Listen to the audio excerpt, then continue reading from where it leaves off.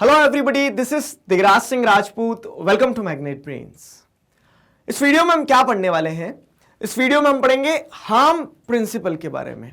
Harm principal क्या है ये जानना समझना सबसे ज्यादा जरूरी है, लेकिन जानने समझने से पहले आपको कनेक्ट करना होगा टॉपिक्स को। तो कनेक्ट हम वो करते हैं, सबसे इंपॉर्टेंट वो चीज है। देखो, अभी तक आपने क्या पढ़ा चैप्टर में? तो आपने फ्रीडम का एक्सप्लेनेशन समझा कि फ्रीडम आखिर है क्या चीज। फ्रीडम कॉन्स्टेंट्स के साथ आती, कॉन्स्टेंट्स कहां से आते, हमें कॉन्स्टेंट्स की क्यों जरूरत होती, why do we need constraints, ये आपने लास्ट टू लास्ट वीडियो में पढ़ा था। देखो, बीच में एक आइडियोलॉजी भी पढ़ी आपने। आइडियोलॉजी क्या पढ़ी थी आपने? लिबरलिज्म। तो वो जो लिबरलिज्म आइडियोलॉजी आपने पढ़ी है, उस आइडियोलॉजी को आपको क्या करके रखना है? चैप्टर के एक्सप्लेनेशन के पैरेलल समझ के चलना है।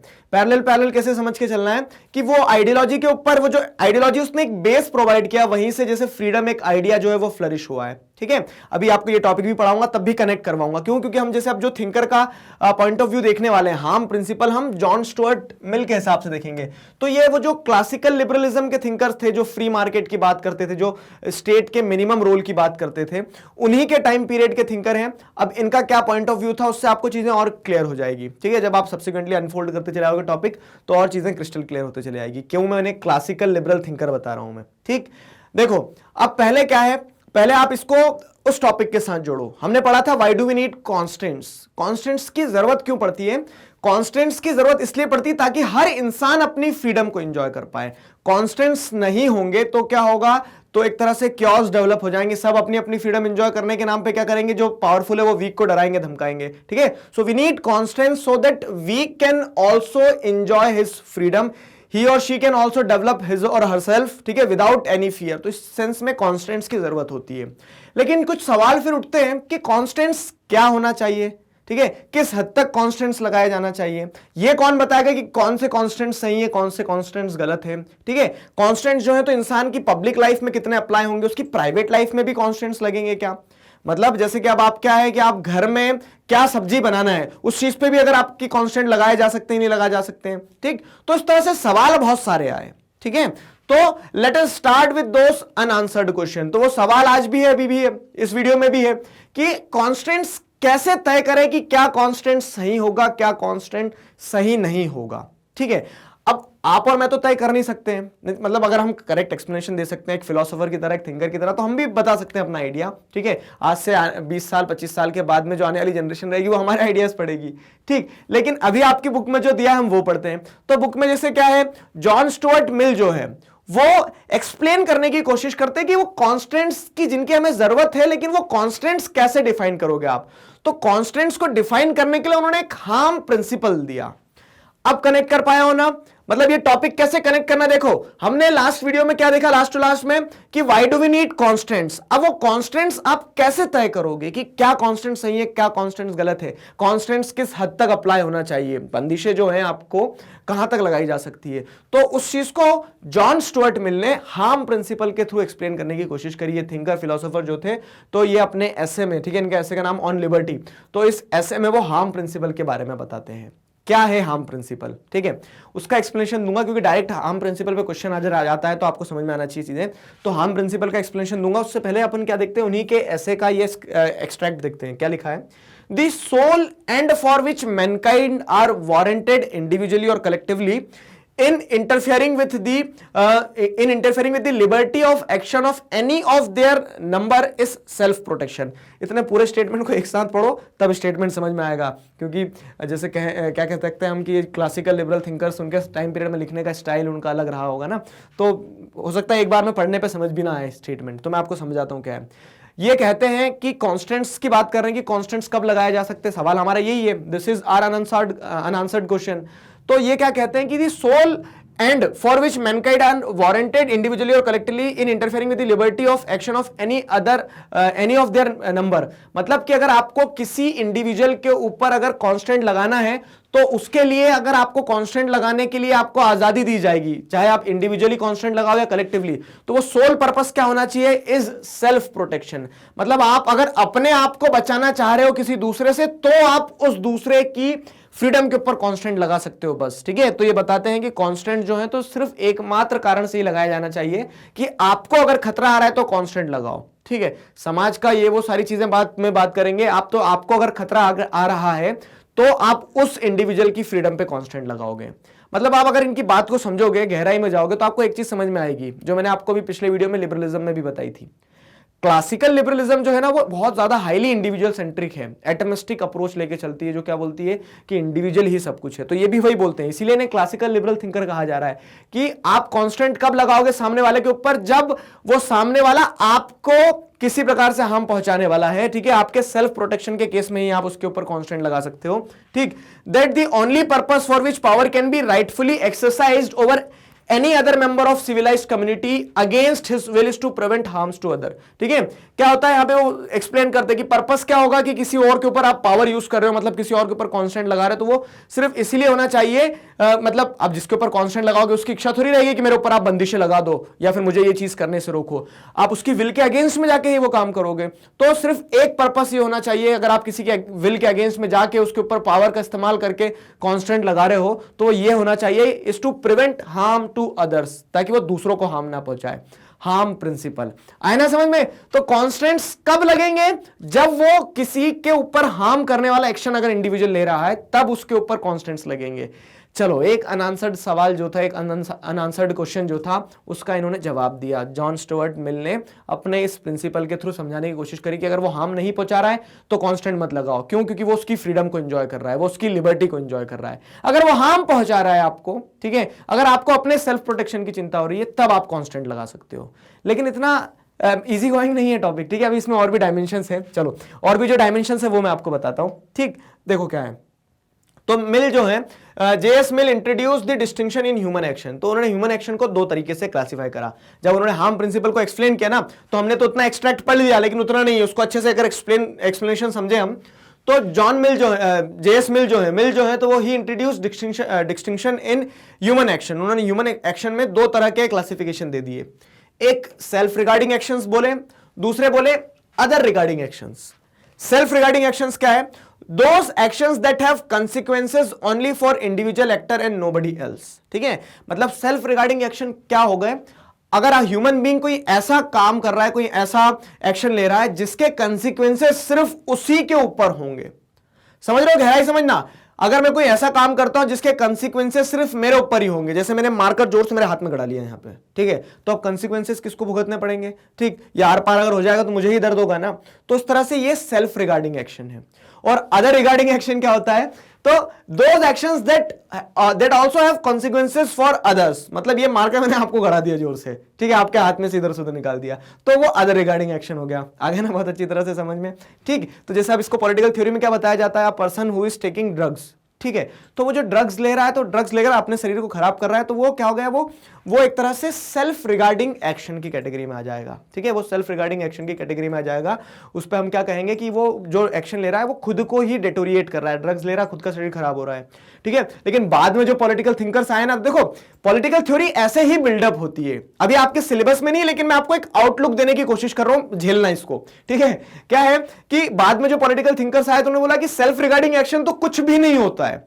क्यों कुछ भी नहीं होता है? जैसे अगर कोई इंसान ड्रग्स ले रहा है, ड्रग्स लेके वो मर भी गया, तो वो आप सिर्फ उसके ऊपर इंपैक्ट नहीं है, उसके साथ में उसकी जो फैमिली, उसको दुख होगा बाद में, तो वो अदर रिगार्डिंग हो गया, नहीं हो गया?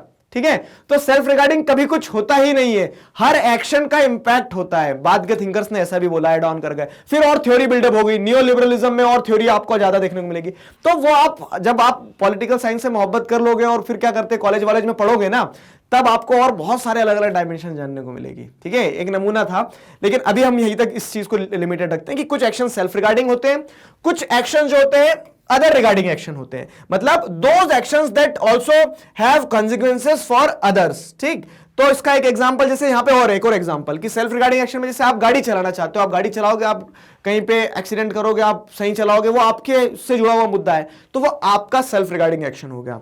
फिर अदर रिगार्डिंग एक्शन में क्या होता है कि आप गाड़ी तो चला रहे हो, लेकिन वो गाड़ी चलाते चलाते आप किसी और को भी ठोक रहे हो। ठीक है, ये जैसे यहाँ पे आप जीआई पे देखोगे, अब ये यहाँ जो भैया निकले उनका कोई गुनाह नहीं है, लेकिन अब वो जो बस आई है तो उससे इंपैक्ट उनके ऊपर भी आ गया। तो इस सेंस में क्या है, अदर रिगार्डिंग एक्शन की कैटेगरी में आ जाएगा। ठीक, चलो अब क्या है, तो those action that have consequences only for individual actors and nobody else, तो the state or any other external authority has no business to interfere। तो यहां पे मिल क्या बोलते हैं कि जो सेल्फ रिगार्डिंग एक्शन होंगे उसके ऊपर किसी तरह का कांस्टेंट नहीं लगना चाहिए, ठीक है। अब मैंने क्लासिकल लिबरल थिंकर बोल रहा हूं, जब आप लिबरलिज्म की जो थ्योरी समझाई थी वहां पे ध्यान रखना, क्या बोलते थे वो लोग कि स्टेट का रोल मिनिमम होना चाहिए। तो उन्होंने बोल दिया कि जो एक्शन से किसी और के ऊपर इंपैक्ट हो ही नहीं रहा है, तो उसमें जो स्टेट है, स्टेट और any other external authority has no business to interfere, कोई उसके ऊपर क्या नहीं लगाया जा सकता, कोई कांस्टेंट नहीं लगाया जा सकता। ये एक तरह से वो बात हो गई कि इट्स माय बिजनेस, ठीक है, why should you interfere in that, ठीक है, मेरा काम है, मैं संभाल लूंगा अपने हिसाब से, आपको नहीं आना होगा, तभी मैं अपनी फ्रीडम को एंजॉय कर पाऊंगा। तो फ्रीडम को इस डायमेंशन से दिखाया गया है, ठीक है। अब यहां पे क्या होगा, क्योंकि इसके इंपैक्ट दूसरों के ऊपर है, तो मिल खुद बोलते हैं ना, मिल खुद क्या बोलते हैं कि अगर वो सेल्फ प्रोटेक्शन में या फिर अगर कोई इंसान क्या कर रहा है, it is creating harm to others, ठीक है, तो उस केस में उसकी विल के अगेंस्ट जाके उसके ऊपर क्या किया जा सकता है, कॉन्स्टेंट्स लगाए जा सकते हैं, ठीक है। तो there is the possibility of external interference, तो इस केस में स्टेट जो है वो इंटरफेरेंस कर सकता है, कॉन्स्टेंट्स लगा सकता है। एक्सप्लेन कर दिया है, आया समझ में, सेल्फ रिगार्डिंग क्या है, अदर रिगार्डिंग क्या है, लिख सकते हो इस पे आंसर अगर क्वेश्चन और डेप्थ में ऐसा आ जाता है कि differentiate between self regarding actions and other regarding actions, ठीक है। तो यहां पे वो चीज रहती है, सेल्फ रिगार्डिंग एक्शंस में आप एग्जांपल में ड्रग्स वाला लिख सकते हो, और अदर रिगार्डिंग में जैसे क्या हो सकता है कि आप वो ड्रग्स लेके या फिर ड्रिंक करके कार चला रहे हो, ठीक है, ये हो गया। तो लेकिन अभी तक टॉपिक खत्म नहीं हुआ यहाँ पे कि आप बस आपने बोल दिया कि हार्म प्रिंसिपल है, अगर हार्म पहुंच रहा है तो आप क्या करेंगे, स्टेट कांस्टेंट्स लगा देगी, और हार्म नहीं पहुंच रहा तो स्टेट कांस्टेंट नहीं लगा पाएगी, ठीक है। इतना नहीं है, अभी इसमें आगे और भी है, ठीक है। Understand the position of JS mill. JS mill individualism को प्रमोट करते हैं। मैंने क्या बताया, जेएस मिल क्लासिकल लिबरल थिंकर है। देखो शब्द में कंफ्यूज तो नहीं हो रहा ना, आप घबराना नहीं है। क्लासिकल लिबरल थिंकर मतलब जो लिबरलिज्म आइडियोलॉजी को इनिशियली जैसा सोचा गया थिंकर्स के द्वारा, ठीक है।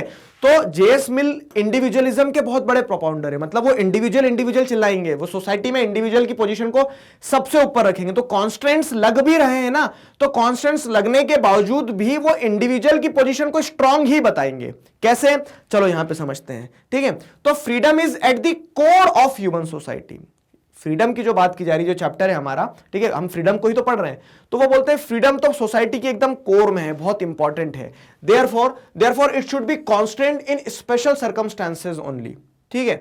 तो ये बोलते हैं कि कांस्टेंट उस पर बहुत ही रेयर केसेस में लगाया जाए, ठीक। सेल्फ रिगार्डिंग अदर रिगार्डिंग बता दी, और मैंने आपको बताया कोई भी एक्शन सेल्फ रिगार्डिंग नहीं होता है, तो इस सेंस में तो क्या होगा कि कांस्टेंट तो लगा ही नहीं जा सकता है, ठीक है।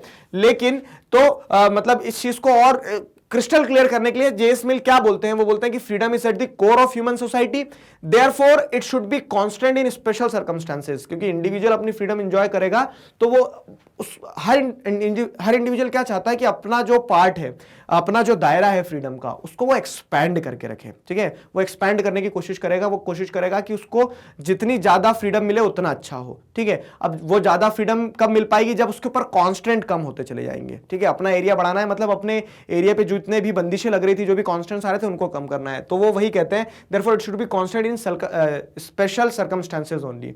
And when does this special circumstances occur, ठीक है। ये स्पेशल सर्कमस्टेंसेस कब आती है, कब कहां से कैसे आती है, तो ये आती है when harm caused must be serious, ठीक है।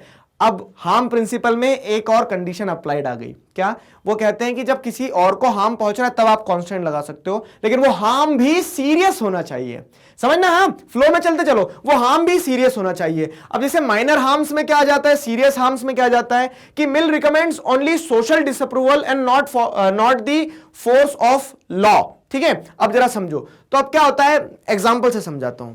मैंने क्या कर दिया, मैंने अगर किसी के ऊपर ट्रक चला लिया, किसी की जान ले ली, तो ऐसी लिबर्टी मुझे नहीं दी जाएगी, ऐसी फ्रीडम नहीं दी जाएगी। क्यों, क्योंकि जो हार्म मैं कॉज कर रहा हूं बहुत सीरियस है। अब मैंने क्या कर दिया, रात में गाने बजा दिए, अगर मान लो, ठीक है, मैंने रात में गाने बजा दिए, जो एग्जांपल हम अभी तक लेते आए थे, उस एग्जांपल को अब अलग डायमेंशन से देखने की कोशिश करो। मैंने रात में 2 बजे छत पे गाने बजा दिए, ठीक है, तब क्या हो रहा है, तब एक तरह से मैं क्या कर रहा हूं, तब एक तरह से मैं दूसरों को अनकंफर्टेबल तो कर रहा हूं, दूसरों को मैं हार्म तो पहुंचा रहा हूं, लेकिन ये हार्म ऐसा नहीं कि लोगों के कान फूट जाएंगे, उनकी नींद ही तो डिस्टर्ब हो रही है, लेकिन मैं अपनी फ्रीडम को एंजॉय कर रहा हूं। मुझे रात में गाने सुनने की इच्छा हुई, ठीक है, तो मैं अपनी फ्रीडम को एंजॉय कर रहा हूं। तो उस केस में क्या होता है, उस केस में मिल कहते हैं कि ये माइनर हार्म है, और माइनर हार्म को टॉलरेट करना होगा, टॉलरेट करना होगा। अब आप जरा रिलेट करो कि लिबरलिज्म आइडियोलॉजी टॉलरेशन पे ही तो बेस्ड है, तो वो क्या कहते हैं, ठीक है, तो मिल यही कहते हैं कि अगर हार्म जो है, अगर हार्म सीरियस नहीं है, माइनर है, ठीक है, तो constraining actions by the force of law should only happen when the other regarding actions cause serious harms to definite individuals. अगर किसी डेफिनेट इंडिविजुअल को सीरियस हार्म हो रहा है तभी आप उसके ऊपर कांस्टेंट लगाओ। क्यों ऐसा सब क्यों कहते हैं? वो इसलिए कहते हैं कि otherwise society must bear the inconvenience in the spirit of protecting freedom. तो मिल ये बोलते हैं कि भैया हम फ्रीडम को प्रोटेक्ट करना है, हमें हम इंडिविजुअलिज्म के पर्सपेक्टिव से देख रहे हैं। तो अगर आप क्या कर रहे हैं, माइनर हार्म्स में भी लॉ का इस्तेमाल कर रहे हैं, ठीक है, when you are using force of law, तो वो लॉ का इस्तेमाल करके आप क्या कर रहे हो, आप एक तरह से जो फ्रीडम की स्पिरिट है उसको डिसरिगार्ड कर रहे हो, आप फिर फ्रीडम के अगेंस्ट में चले जा रहे हो। समझ रहे हो ना?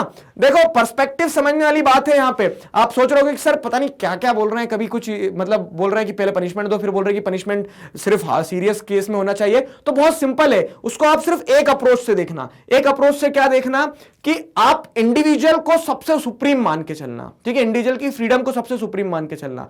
तो फ्रीडम को सुप्रीम मान के चल रहे हो तो फ्रीडम के ऊपर कॉन्स्टेंट्स तो होना ही नहीं चाहिए। एब्सेंस ऑफ कांस्टेंट बोला, लेकिन वो एब्सेंस तो हो ही नहीं सकती, आपको कुछ तो कांस्टेंट लगाना पड़ेंगे। तो वो जो कुछ तो भी कांस्टेंट है ना, तो वो भी रेयर केसेस में होना चाहिए, जब हार्म कॉज्ड क्या होगा, बहुत ज्यादा सीरियस होगा। माइनर हार्म्स में क्या किया जाना चाहिए? माइनर हार्म्स में Mill recommends only social disapproval and not the force of law. यहां पे एक नया शब्द आया, Mill recommends only social disapproval. मतलब यहां पे आप उनके ऊपर कॉन्स्टेंट्स बाय लॉ मत लगाओ, ठीक है, कानून मत बनाओ कि रात में किसी ने गाने बजा दिए तो पुलिस आएगा डग्गा बिठा के ले जाएगा उन्हें, ठीक है, ऐसा नहीं है, ठीक है। वो क्या कहते हैं, सोशल डिसअप्रूवल हो, मतलब सामाजिक बहिष्कार कर दिया जाए। सोशल डिसअप्रूवल यानी सामाजिक बहिष्कार।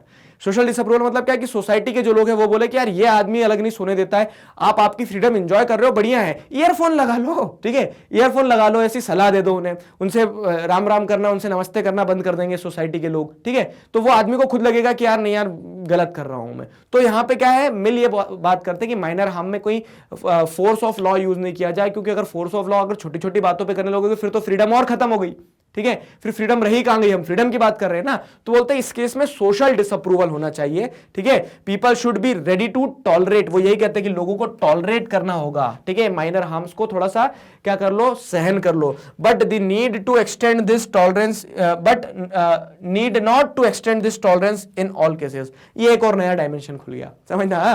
क्या हो गया कि मिल क्या कह रहे हैं, माइनर हार्म के केसेस में आप फोर्स ऑफ लॉ यूज नहीं करोगे, वहां पे आप सोशल डिसअप्रूवल यूज करोगे। सोसाइटी को टॉलरेट होना होगा, ठीक है, सोसाइटी को क्या करना होगा, मतलब एक्शंस को टॉलरेट करना होगा माइनर हार्म्स वाली। लेकिन मिल यहां पे ये भी बोलते हैं, इसका मतलब ये नहीं उंगली पकड़ाइए पूरा पोछा पकड़ लोगे। मिल क्या कहते हैं, but need not to extend this tolerance in all cases. Mill ये कहते हैं कि ये टॉलरेंस लेकिन हमेशा मत अडॉप्ट करना।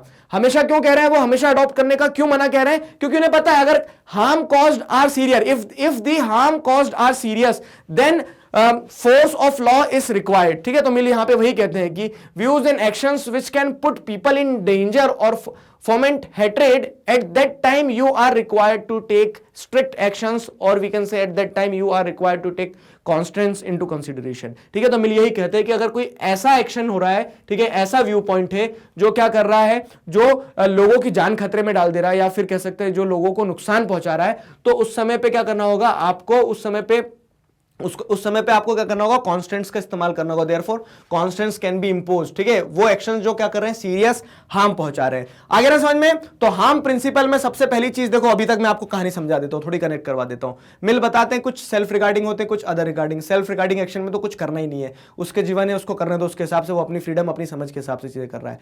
अदर रिगार्डिंग एक्शन में भी क्या होता है कि अगर वो जो हार्म कॉज किया जा रहा है वो हार्म सीरियस नहीं है, माइनर हार्म है, तो टॉलरेट कर लो भैया, ठीक है। और अगर हार्म क्या हो रहा है, बहुत सीरियस है, तो उस केस में क्या होगा, कॉन्स्टेंट्स इंपोज किया जाएंगे। और अगर सीरियस नहीं है तो क्या होगा, सोसाइटल डिसअप्रूवल एक अच्छा टूल हो सकता है, ठीक है। तो अब इसका एग्जांपल जैसे क्या दिया गया, हेट कैंपेन्स के बारे में दिया गया, ये एग्जांपल से समझना, ठीक है। एग्जांपल हेट कैंपेन क्या बताता है, हेट कैंपेन मतलब जैसे एक तरह से आप देखोगे कि रात में गाना बजा रहा था, ठीक है, मैं अपनी फ्रीडम को एंजॉय कर रहा था, लेकिन अपनी उसी फ्रीडम को एंजॉय करते हुए मैं लोगों को क्या कर रहा हूं, भड़का रहा हूं धर्म के नाम पे कि लड़ो, दंगे करो। तो वो क्या है, वो खतरा क्रिएट कर रहा हूं मैं, वो सीरियस हार्म कॉज कर सकता हूं, किसी की जान जा सकती है, नुकसान ज्यादा हो सकता है, तो उस केस में कॉन्स्टेंट लगेगा। आगे ना समझ में, एग्जांपल मतलब हेट कैंपेन्स, अगर मैं किसी के अगेंस्ट में क्या कर रहा हूं, घृणा फैला रहा हूं, अगर किसी के अगेंस्ट में मैं क्या कर रहा हूं, ऐसी सिचुएशन डेवलप करवा रहा हूं जहां पे लोगों की जान को नुकसान हो सकता है, बड़ा हार्म हो सकता है, ठीक है। ठीक, तो आया, देखो मिल की पोजीशन अब थोड़ी क्लियर हो गई होगी आपको यहां आते आते। हार्म प्रिंसिपल की कहानी यहां तक पहुंचते पहुंचते आपको पोजीशन क्लियर हो गई होगी। अच्छा, वो सेल्फ रिगार्डिंग एक्शन की बात करते हैं, अदर रिगार्डिंग एक्शन की बात करते हैं, उसमें भी वो हार्म की फिर बात करते हैं कि हार्म माइनर होना चाहिए या फिर क्या सीरियस होना चाहिए। माइनर हार्म में टॉलरेट कर लेंगे, सीरियस हार्म में हम कॉन्स्टेंट्स लगा सकते हैं। पर ठीक है, पर समझो क्या है, ठीक है, but we must make sure that constraints imposed are not so severe that they destroy freedom itself. फिर वही वाली बात आ गई कि वो फ्रीडम का झंडा सबसे ऊपर रखना चाहते हैं, तो वे बोलते हैं कि आप जब सीरियस हार्म अगर कॉज कर रहा है उस केस में भी आप क्या करोगे, जो कॉन्स्टेंट्स लगा रहे हो, तो कॉन्स्टेंट्स अपने आप में इतने स्ट्रिक्ट नहीं होना चाहिए कि वो फ्रीडम को पूरी तरह से खत्म कर दें। एग्जांपल, इंटेंसिटी ऑफ पनिशमेंट और कॉन्स्टेंट्स। देखो अब एक एग्जांपल से समझते हैं तो पूरी कहानी क्लियर हो जाएगी।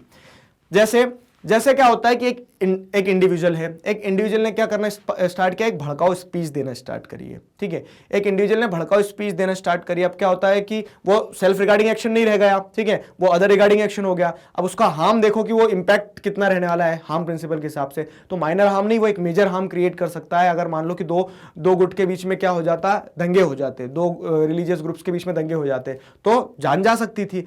तो अब इस केस में क्या होगा, उसके अगेंस्ट में कॉन्स्टेंट्स तो लगाने होंगे। अब वो कॉन्स्टेंट्स जो लगाना है ना, तो मिल ये कहते हैं we must make sure that constraints imposed are not so severe. तो बोलते हैं कॉन्स्टेंट्स लेकिन ज्यादा सीवियर मत लगाना, नहीं तो उसकी लिबर्टी फिर खतरे में आ जाएगी, उसकी फ्रीडम फिर क्या आ जाएगी, अपने आप खतरे में आ जाएगी, क्योंकि हमें फ्रीडम को तो बचा के चलना है।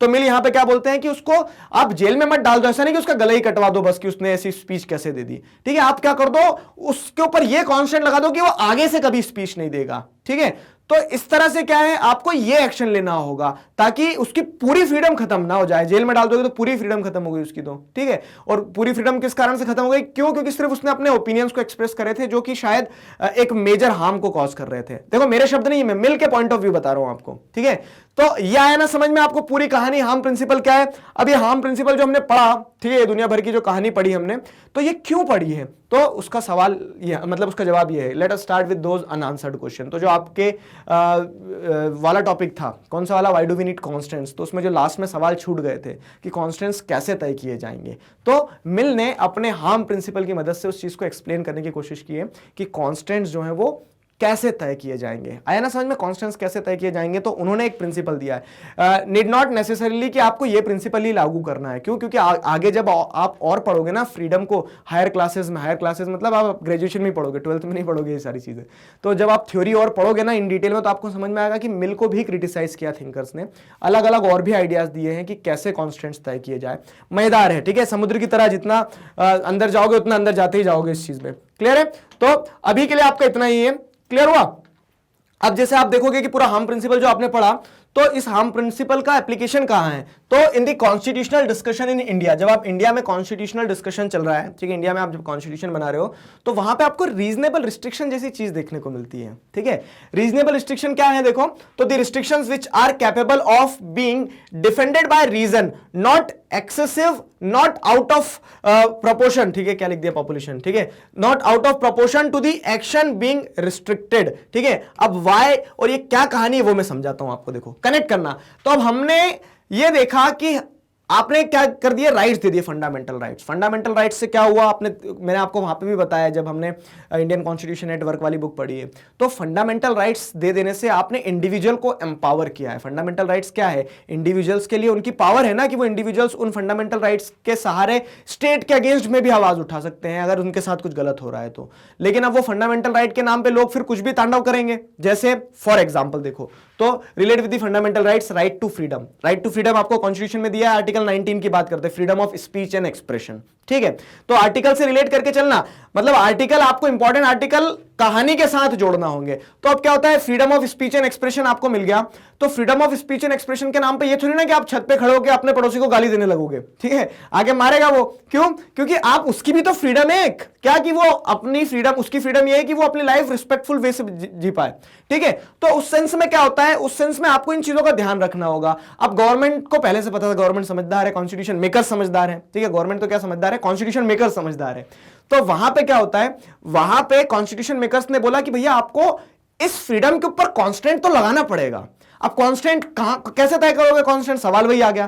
तो हम प्रिंसिपल को जैसे हमने इस्तेमाल किया कि अगर मान लो आप आपकी फ्रीडम और स्पीच का इस्तेमाल कर रहे हो, करो, आपकी अधिकार है, लेकिन उसी आर्टिकल में, उसी फंडामेंटल राइट में जिसे देखोगे तो आर्टिकल 19 क्लॉज 2 ये भी बोलता है कि गवर्नमेंट रीजनेबल रिस्ट्रिक्शंस लगा सकती है। ठीक है, रीजनेबल रिस्ट्रिक्शंस लगा सकती है ताकि क्या हो, और रीजनेबल रिस्ट्रिक्शंस क्या होंगे, मतलब वो रिस्ट्रिक्शंस, वो कॉन्स्टेंट्स जिन्हें बाय रीजन एक्सप्लेन कर सकती हो गवर्नमेंट। ठीक है, तो एक एग्जांपल देता हूं, जैसे आर्टिकल 19 क्लॉज 2 क्या बोलता है कि आपके freedom of speech and expression पे क्या किया जा सकता है, आपके freedom of speech and expression पे कॉन्स्टेंट लगाया जा सकता है अगर वो इंडिया की सिक्योरिटी को किसी प्रकार का खतरा पहुंचाता है तो। ठीक है, आर्टिकल 19 क्लॉज 2 बोलता है। तो अब ये क्या हो गया, आप ये रिस्ट्रिक्शन लगा रहे हो कि आपकी फ्रीडम और स्पीच को रोका जा सकता है। कब रोका जा सकता है, जब आप इंडिया की ही सिक्योरिटी के लिए खतरा बन जाओ। जैसे अब क्या है कि मान लो आपको कोई बहुत इंपॉर्टेंट डिफेंस डिटेल पता चल गई, और डिफेंस डिटेल को आप क्या कर रहे हो अपने यूट्यूब चैनल पे, यूट्यूब चैनल क्या कोई भी खोल के बैठ जाता है,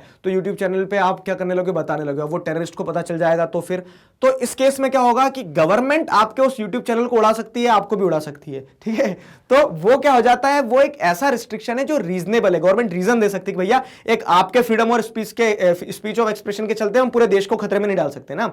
तो वो रिस्ट्रिक्शन जिनको आप रीजनेबली डिफेंड कर सकते हो, वो रीजनेबल रिस्ट्रिक्शंस होते हैं। ठीक है, अब क्या होता है, तो ये रीजनेबल रिस्ट्रिक्शन जो है, तो यहां पे भी अगर आप देखोगे हार्म प्रिंसिपल के हिसाब से, तो रीजनेबल रिस्ट्रिक्शंस को भी वहीं लगाया जा सकता है जहां पे वो रीजनेबली क्या किया जा सके, उन चीज को आप एक्सप्लेन कर सको। क्यों?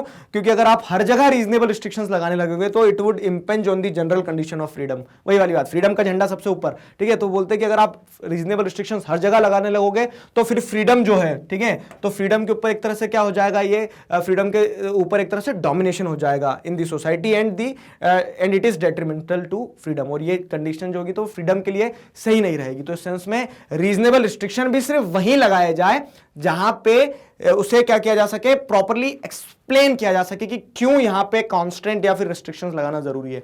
तो इंडियन कंटेक्स्ट में आपने थ्योरी को जोड़ के देखा। ठीक है, अब थोड़ा सा आप क्या करते हैं कि एसेंस वाली बात करते हैं। ठीक है, एसेंस वाली बात करते हैं कि हार्म प्रिंसिपल से आप क्या क्या सीखे। देखो, हार्म प्रिंसिपल से आप ये देखें कि हार्म प्रिंसिपल एक इंपॉर्टेंट प्रिंसिपल हो जाता है जेएस मिल का, जो ये एक्सप्लेन करने में मदद करता है कि कॉन्स्टेंट्स कब लगाना है, कैसे लगाना है, कहां लगाना है। ठीक, और ये चीज जो है तो ऐसे हवा में नहीं है, इससे हम मतलब कह सकते हैं जैसे हमने हमारी क्या किया, कॉन्स्टिट्यूशन में लगा के दिखाया है। ठीक है, कि हार्म प्रिंसिपल के हिसाब से आपने रीजनेबल रिस्ट्रिक्शंस वाला आइडिया लगाया कि हाँ, जहां पे सच में जरूरत होगी रिस्ट्रिक्शंस की वहीं पे लगाया जाए। ठीक, तो ये पूरी कहानी थी जो मैंने आपको सुनाई है। आशा करता हूं कहानी में मजा आया। तो कहानी खत्म, पैसे हजम। ठीक, नेक्स्ट वीडियो लेक्चर में हम एक और इंपॉर्टेंट चीज पढ़ेंगे, फ्रीडम से जुड़ा हुआ हम पॉजिटिव लिबर्टी और नेगेटिव लिबर्टी जो है, तो उस कंसेप्ट को समझने वाले हैं।